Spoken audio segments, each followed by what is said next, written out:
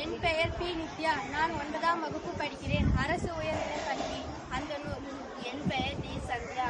அரசு உயர்நிலைப் பள்ளி 9ஆம் வகுப்பு படிக்கிறேன். அந்தனூர். சாலை விபத்து நடப்பதற்கான காரணம் ஓட்டுநரின் கவனச்சிதறல்களாலும்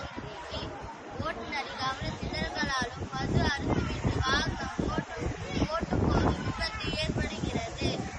வாகனத்தை அதிவேகமாக செலுத்தும் போதும் விபத்து ஏற்படுகிறது. ஓட்டுநர் அலைபேசி பேசும்போது விபத்து ஏற்படுகிறது. எங்கள் பகுதி கிராம பகுதி.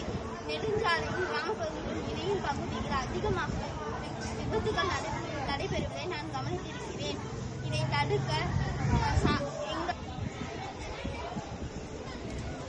சாலை நடப்பதற்கான விளைவு. சாலை விபத்து நடப்பதற்கான விளைவு. சாலை விபத்து நடப்பதன் மூலம் கை, கால்கள் மற்றும் உயிரிழப்பு ஏற்படுகிறது. சாலையில் விபத்து ஏற்படுவதால் ஓட்டுநர் மற்றும் கவனச்சிதறல்களால் பயணிப்பவர்களுக்கும் காயம் ஏற்படுகிறது.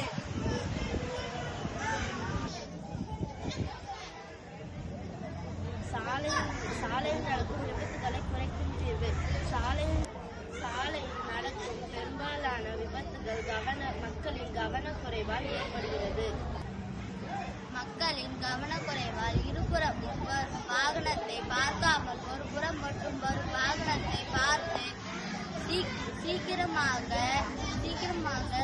சாலையை கடந்து விடலாம் என்ற எண்ணத்தில் கடக்கும் போது வரும் வாகனத்தால் விபத்து ஏற்படுகிறது.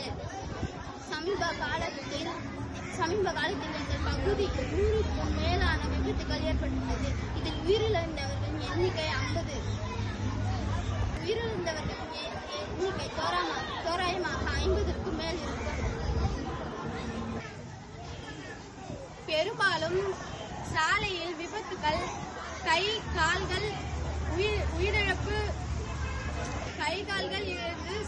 கால்கள் சேதாரம், வாகனம் சேதாரம் மற்றும் 100க்கு மேல் இருக்கும். சாலை இணையும் கிராமப்புறத்தில் சாலை நெடுஞ்சாலையின் இணையும் இடத்தில் எதிராக திரை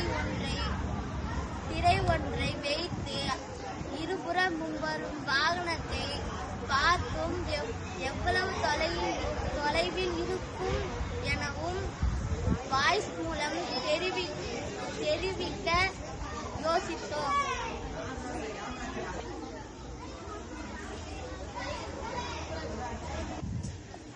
கிராம சாலையில் இருந்து வரும் மக்களின் கவனம் திரையில் குவிக்கப்படுகிறது.